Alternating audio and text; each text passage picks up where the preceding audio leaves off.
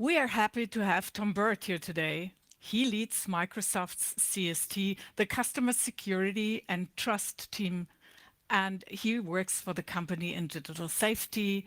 The organization formulates and advocates for cybersecurity policy and norms on a global basis, advancing digital peace through initiatives such as the Paris Peace Forum, the Cybersecurity Tech Accord, and the Defending Democracy Program, collaborating with public and private organizations.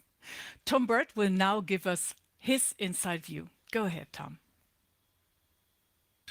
Well, thank you so much for the opportunity to contribute to this excellent and important conference and to offer a few thoughts from Microsoft's perspective. To start, I thought we could review some of the significant strides forward that have been realized by the global cybersecurity community from our perspective.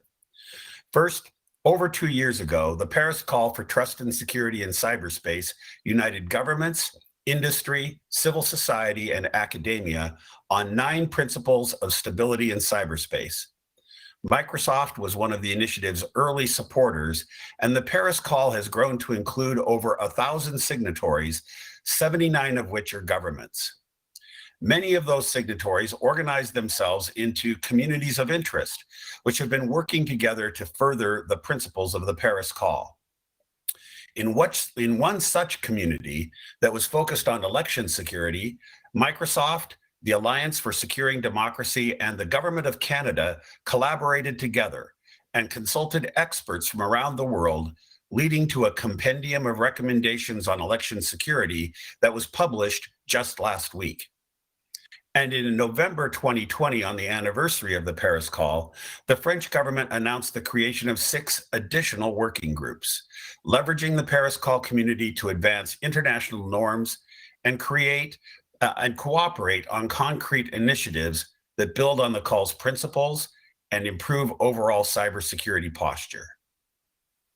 The Oxford process has emerged as an important collaborative effort by the world's international law experts to define applicability of international law to critical cybersecurity questions. And just yesterday, the UN General Assembly adopted the report of its open-ended working group. This process was the first time that UN discussions on peace and stability in cyberspace were open to all UN nations, and the OEWG for the first time consulted the private sector as well. The report reaffirms application of international law and existing agreements, but adds a call for protections for the security of healthcare organizations and supply chains, 2 areas that have been under relentless attack in recent months. The report does not do all it could have done. We would have loved to have seen greater emphasis on human rights and a stronger commitment to international humanitarian law in the text of the report.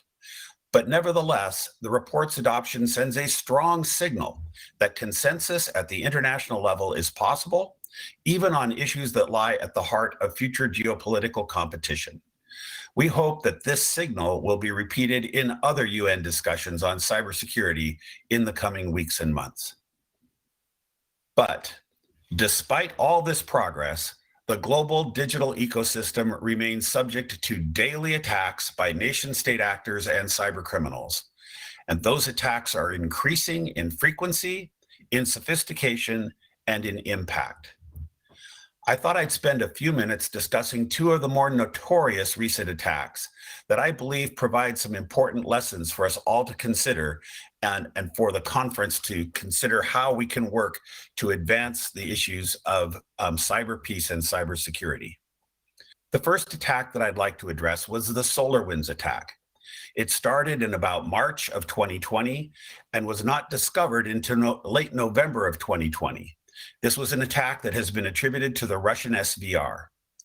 This attack was conducted by corrupting the update process for a popular application from the SolarWinds company, a technique that was also done in the NotPetya attack in the Ukraine.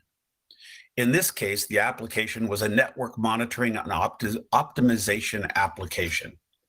The attacker likely penetrated the SolarWinds network initially through password spray or some similar technique, but it then inserted malware into the update package for this popular application as it was being built.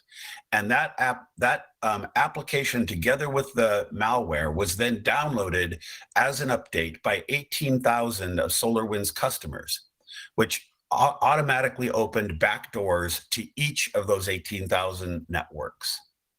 Now, as it turned out, the attacker was not interested in 18,000 networks. They picked and chose about 100, maybe as many as 200 espionage targets. They identified those targets, entered through the back door, established a secondary malware package on those networks that they then used to steal credentials in these on-premises networks. Those credentials were not carefully or adequately protected. They obtained escalated administration privileges in the victim's on-premises networks so that they had all the authority of a network administrator. And then they used those privileges to view and exfiltrate data from the on-premises networks and from cloud services that trusted those stolen credentials, like Microsoft's Office 365. Now, the second attack that I would like to discuss began earlier this year when a Chinese actor group that we call Hafnium used a previously unknown vulnerability in Exchange Server to conduct espionage on a small number of networks around the world. Once this was reported to us, we began our process of watching carefully what was happening while we worked to engineer patches to protect our Exchange Server customers. And initially, this was just a typical espionage operation, with the actor quietly targeting just a handful of victims around the world. But just before we issued our patch to repair the vulnerability, there was a massive escalation in the use of that vulnerability by a significant number of Chinese actors, not just the original actor, but others as well, that resulted in web shell backdoors being established in tens of thousands of Exchange servers around the world. Curiously, those thousands of backdoors were only ever used to view information in a very small handful of networks. No other nation state used the vulnerability to any significant extent. And despite worries by the private sector and the US government that ransomware syndicates would use the vulnerability to engage in widespread criminal activity, we saw only a very few instances of ransomware exploits taking advantage of this vulnerability. Our researchers ultimately discovered why.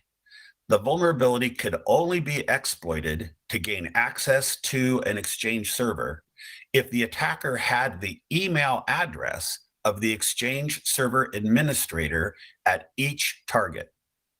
Now, this was an important insight because that's not information that is generally public or generally known. And as a result, that made use of this vulnerability difficult and expensive, and not something that ransomware syndicates were interested in.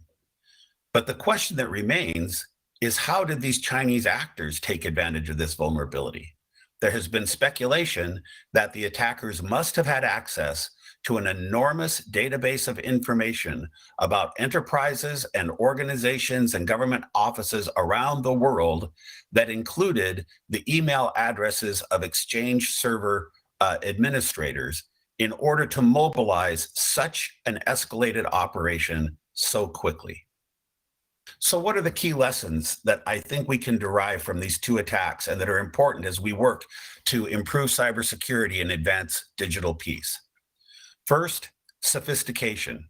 This is not a new lesson. We've known for some time how sophisticated nation-state attackers can be. In both these cases, clearly the attackers were skilled, well-resourced, and innovative. They used a very novel approach to embed malware in a software update. And they found and used a zero-day exploit in Exchange server and were able to use it for an escalated campaign, even though its use was difficult and challenging. Second, there's been some commentary that these attacks are not concerning and should not be concerning to us because they're just typical espionage. Not true. This was not espionage as usual. In both cases, the attackers used widespread, indiscriminate attacks on thousands in order to actually spy on just a few real targets. This reckless approach imposed widespread disruption and economic harm. Third, the attacks employed new and troublesome techniques that threaten digital peace. First, the Russians again corrupted the software update process. This is a process that all vendors, Microsoft, all of our competitors, and all of our partners in the ecosystem use to keep customers secure. It's critical to the security of the digital ecosystem that this process be trusted and used by our customers. Abusing it in this way will destroy that trust and reduce security. The international community should not countenance these kinds of attacks.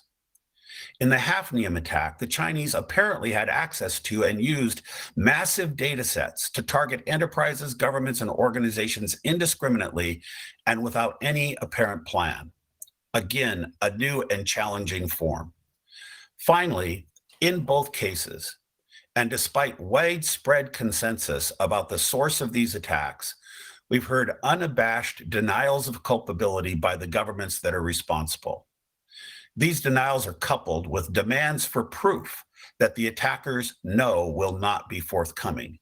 They know that providing such evidence would necessarily reveal the sources and methods necessary to track and expose malign actors. So we need the international community to work together. We need governments to come together to collectively attribute these attacks and impose appropriate sanctions on nation states that violate accepted norms of conduct in cyberspace.